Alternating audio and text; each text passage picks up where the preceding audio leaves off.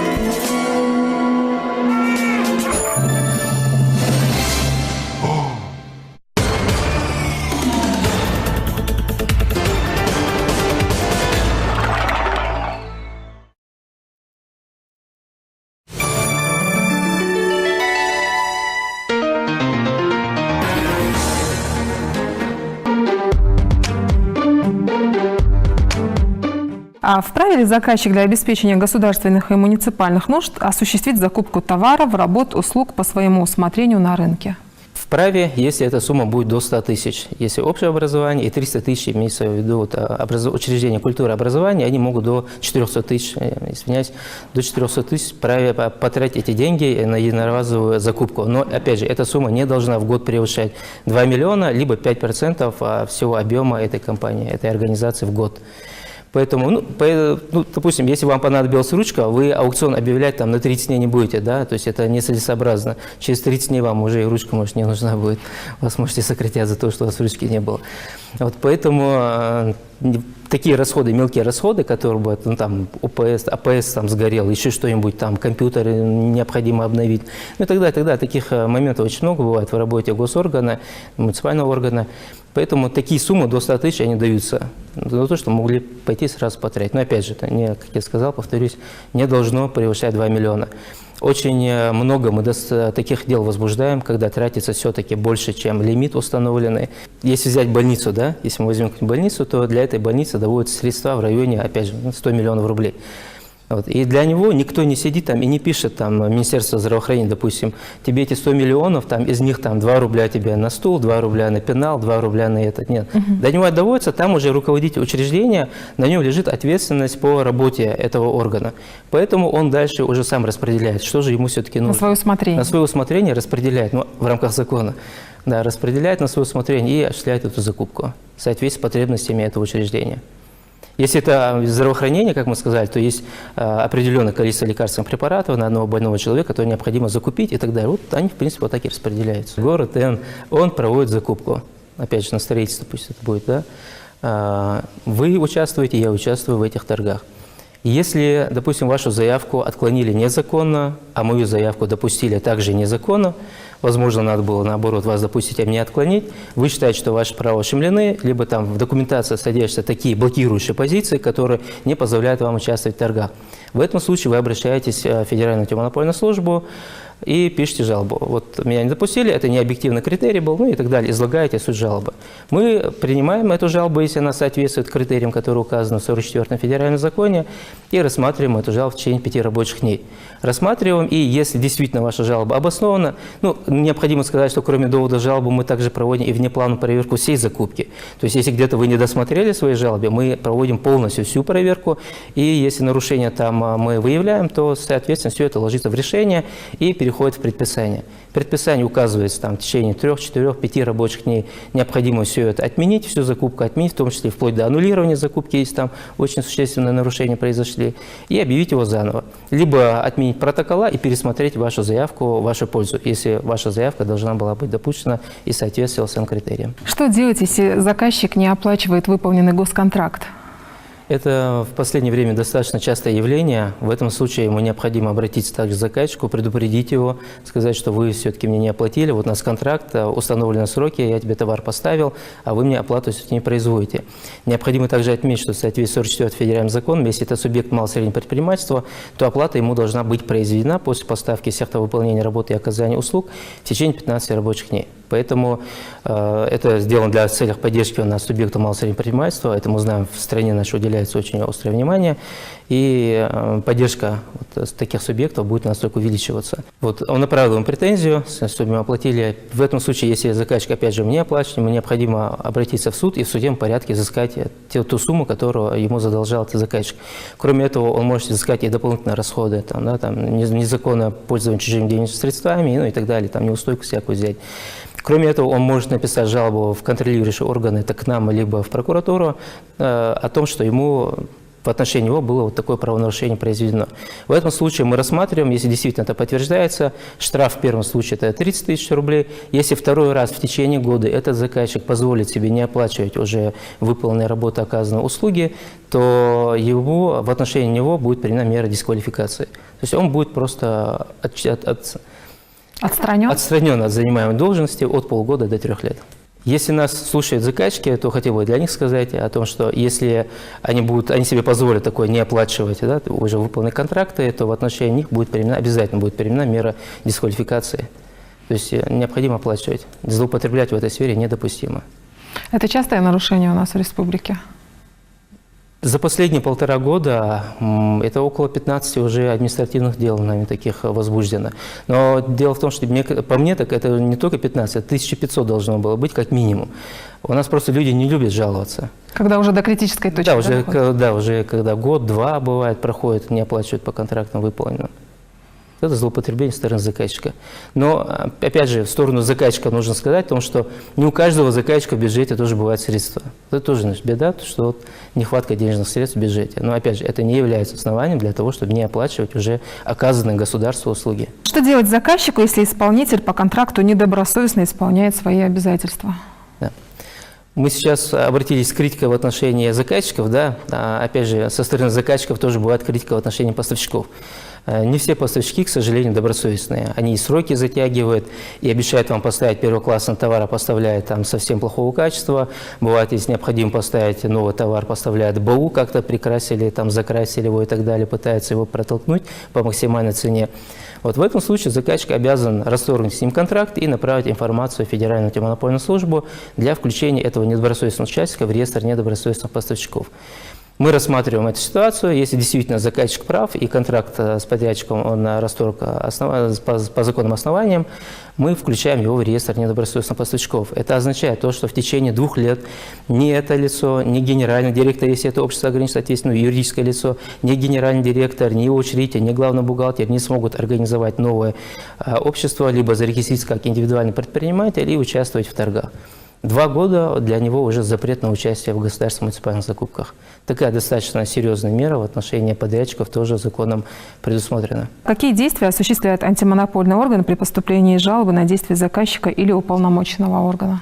Нарушение у нас допускается как заказчиками, так и уполномоченным органом. И не обязательно заказчик и уполномоченный орган – это одно юридическое лицо. Ну, допустим, если взять муниципальное образование, то там, безусловно, там получается и заказчик муниципального образования, администрация, и уполномоченное лицо, которое по факту, уполномоченное лицо, это означает то лицо, которое по факту осуществляет закупку, размещает информацию, у них комиссия создается, рассматривает все заявки, публикует протокола и сопровождает закупку вплоть до подписания контракта. Контракт подписывает уже сам заказчик непосредственно. На уровне субъекта у нас заказчики, получается, министерство. Здесь сидят все министерские комитеты, вот они заказчики. А роль уполномоченного органа у нас осуществляет отдел, который находится в Министерстве финансов республики. Вот. И если эта жалоба непосредственно на допуск незаконного отклонения, то это получается на уполномоченный орган жалобы. В отношении него тогда мы уже и рассматриваем эту жалобу. Если документация в техническом задании какое-то нарушение, да, вот тогда уже в отношении заказчика. Если заказчик не подписывает контракт своевременно и так далее, уклоняется от подписания, опять же, это в отношении него, это все сопровождается значительными административными штрафами. В процессе осуществления контроля за применением закона о контрактной системе в прошлом году, допустим, нами выявлено более 1500 нарушений. Это достаточно огромное количество нарушений. При том, что самих жалоб у нас было порядка 298 жалоб всего было. Это получается, если жалоба к нам подается, и жалоба она не обоснована, но мы, проведя внеплановую проверку, обнаруживаем там кучу еще нарушений. В этом случае мы обязательно реагируем, принимаем решение о том, что есть нарушение, выдаем предписание и привлекаем виновного должностного лица к административной ответственности. Ну, в основном это руководители государственных учреждений, муниципальных организаций. В вопросе поступления этих денег в бюджетный уровень, если глава сельского поселения нарушил этот закон, то, соответственно, штраф, взысканный от этого главы, поступает в его же бюджет. То есть, получается, он в ущерб населению, да, осуществил закупку, хотел, допустим, своего пропустить, либо не пропустить того, кого он не любит, и так далее. Разные причины бывают, по неосторожности бывает тоже, мы это не исключаем, такое тоже бывает. Вот. И в связи с тем, что от его действий пострадали те граждане, которые проживают на его территории, на территории этого поселения, поэтому эти деньги поступают именно в этот бюджет. Это очень здорово, это очень хорошо, что поступает именно в тот бюджет. Какие действия заказчика или уполномоченного органа чаще всего обжалуют участники закупки? Самое частое обращение – это причина незаконного отказа в допуске к участию в торгах, либо те позиции, которые блокируют, делать невозможным участие этих участников в торгах. Это завышенные требования бывают, бывают требования о наличии некой лицензии, которая не должна быть в соответствии с законодательством в этой закупке. Бывает, что объединяет в один лот несколько товаров, которые несовместимы. Допустим, вы работаете в сфере пищевой сфере, вы только эту часть осуществляете поставку только в этой части. А вместе с этим, получается, заказчик, если объединять еще поставку автомобиля, да, а вам автомобиль не интересен, в этой части не работали и не хотите заниматься этим видом деятельности, но это получается в данном случае блокирующая позиция для вас. То есть автомобиль вы не поставите, соответственно, вы не участвуете в этих торгах. В этом случае мы, если это сигнал к нам поступает, либо мы проводим внеплановую проверку, мы это видим и обязательно разделяем этот лот. Выдаем предписание о разделении лота на две разные части. Для чиновников, да, хотел бы сказать, чтобы они максимально экономили все-таки бюджетные средства и правильно, рационально их расходовали. Они поставлены на этот случай, на эту должность, и спрос будет как в этой жизни, так и в следующей. Поэтому им необходимо правильно, грамотно, взвешенно подходить к своим должностным обязанностям и максимально стараться экономить бюджетные средства для бюджета, для того, чтобы перераспределить их на другие нужды муниципального образования, либо, если это министерство, то для министерства, ведомств и так далее. А для граждан, если им интересно, если они осуществляют производство какого-то товара, да, у них какой-то эксклюзивный договор и так далее, чтобы, если это интересно, чтобы они обязательно участвовали в государственных муниципальных закупках, защищали свои права и, соответственно, делали нашу жизнь лучше. Ведь чем больше конкуренции, чем больше участников, товар будет лучше, цена будет меньше, качество будет тоже улучшаться. Спасибо, что пришли к нам в студию и ответили на наши вопросы, и удачи вам в вашей работе. А я с вами прощаюсь. Будьте в курсе, знайте свои права.